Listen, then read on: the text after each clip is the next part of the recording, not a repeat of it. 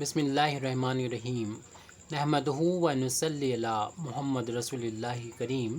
ये problem integral transform के Fourier transform chapter से है। Find the Fourier sine transform of the function F X is equal to sine X when X greater than zero and less than A, F X equal to zero when X greater than A. तो सबसे पहले हम किसी भी function के Fourier sine transform के formula लिखेंगे। यानी इस फंक्शन एफ एक्स का फूरियर साइन ट्रांसफार्म का फार्मूला होता है, लिमिट स्टार्ट होती है ज़ीरो से इन्फिनिटी। फिर जो फंक्शन यहाँ लिखा होता है वही लिख दिया करते हैं और मल्टीप्लाई कर देते हैं यहाँ पर साइन पी एक्स। यहाँ पर पी के यहाँ पर एस भी हो सकता है और एक्स के रिस्पेक्ट में इसको इंटीग्रेट किया जाएगा।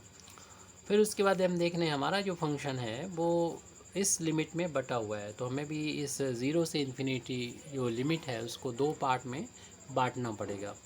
तो इसके लिए हम इंटीग्रेशन को डेफिनिट इंटीग्रेशन की प्रॉपर्टी का यूज़ करते हुए ज़ीरो से ए जो कि यहाँ पर दे रखा है और फिर ए से ग्रेटर का मतलब है ए से इन्फिनिटी तक, ए से ग्रेटर यानी ए से इन्फिनिटी तक फंक्शन को दो पार्ट में बांट देंगे। तो ये फंक्शन तो वही रहेगा, यानी लिमिट जहाँ पे ख़त्म हुई वहीं से शुरू हुई है, यानी ज़ीरो से शुरू थी और इन्फिनिटी पे जाके ख़त्म। इसको दो पार्ट में यानी ज़ीरो और इन्फिनिटी के बीच में ए बीच में आ गया, इस पार्ट में बांट सकते हैं। तो हमने दो पार्ट में बांट दिए अपने जो फंक्शन जिस तरीके से डिफाइंड है उसके अकॉर्डिंग। फंक्शन अभी फ़िलहाल हम यहाँ पर वही लिखेंगे, F x into sine P x into d x. अब देखिए जब x की वैल्यू जो है वो ज़ीरो से a के बीच में है, जैसे कि फंक्शन ये फाइन है, तब एफ एक्स की वैल्यू साइन x है, तो इसकी जगह पर हम साइन x रख देंगे यहाँ पर। अब यहाँ पर लिमिट जो ज़ीरो से a है तब फंक्शन की वैल्यू हमारी साइन x है वो लिख देंगे into sine P x into d x. Plus जब फंक्शन की वैल्यू a से ग्रेटर है, वो चाहे इन्फिनिटी तक हो, तो फंक्शन की वैल्यू में बता दिए ज़ीरो के बराबर है, तो इसके यहाँ पर ज़ीरो रख दी जाएगा, sine P x into d x हो जाएगा। देखेंगे कि ये दूसरा इंटीग्रल है वो तो ज़ीरो हो जाएगा, क्योंकि ज़ीरो में जब मल्टीप्लाई करेंगे तो ये वैल्यू तो ज़ीरो के इक्वल हो जाएगी।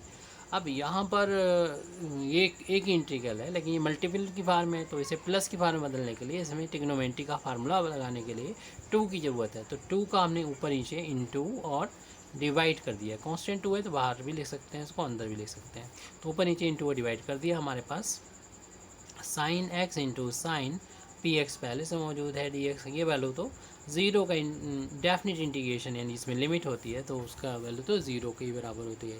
अब यहाँ पर जो फार्मूला यूज़ होगा यानी two times sine a into sine v वो लिख देते हैं। तो साइन है दोनों, तो दोनों कॉस आएंगे, कॉस ए माइनस बी आएगा, फिर माइनस का कॉस ए प्लस बी आएगा। इस आइडेंटिटी को हम यहाँ पर यूज़ करेंगे। ये वैल्यू जो चल रही है Fourier sine transform of function F x, तो वैल्यू है 1/2 के इक्वल और लिमिट है ज़ीरो से ए। फार्मूला ये यूज़ कर रहे हैं यानी आइडेंटिटी कॉस ए का मतलब x है और b का मतलब है पी एक्स, फिर माइनस कॉस ए का मतलब x और बी की जगह पर पी एक्स है, प्लस का पी एक्स हो जाएगा और हमें x के रिस्पेक्ट में इंटीग्रेट करना होगा। इस आइडेंटिटी का हमने यूज़ किया है और यहाँ पर भी माइनस का निशान है, तो दो टर्म हो गए हैं, तो दोनों टर्म का अलग अलग इंटीग्रेशन कर देंगे। 1/2 को बाहर रखेंगे और इस इंटीग्रेशन के साइन को इन दोनों पर अप्लाई कर देंगे।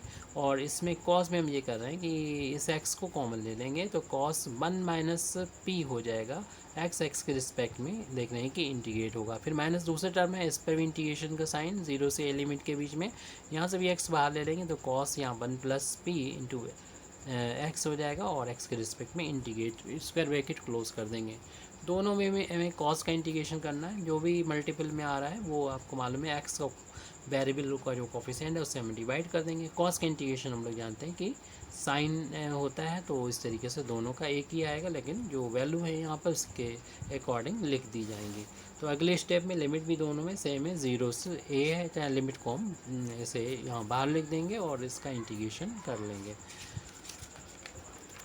तो 1/2 बाहर चल रहा है, ये वैल्यू जो चल रही है इक्वल लेफ्ट हैंड साइड में Fourier sign transform of function F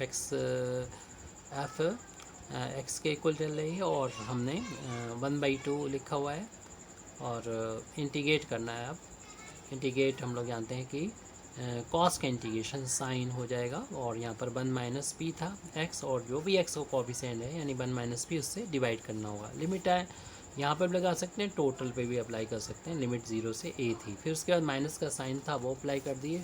फिर अगला इंटीग्रेशन जो है कॉस है, फिर दोबारा से, लेकिन यहाँ पर 1 प्लस पी है, और इसका जो एक्स को कॉफिशिएंट है 1 प्लस पी उससे हमें डिवाइड करना होगा। इसमें भी हम लिमिट यहीं पर अप्लाई कर देंगे, या फिर आप टोटल पे भी अप्लाई कर सकते थे, तो इससे फिर हम ब्रैकेट की बचत हो जाती थोड़ी सी। लेकिन यहाँ पर हमें पूरे इसमें जहाँ पर भी x मिलेगा वहाँ पर अपर लिमिट यहाँ पर हमें ए रख देना है, यानी साइन 1 माइनस पी इंटू ए, और अपान में वही रहेगा।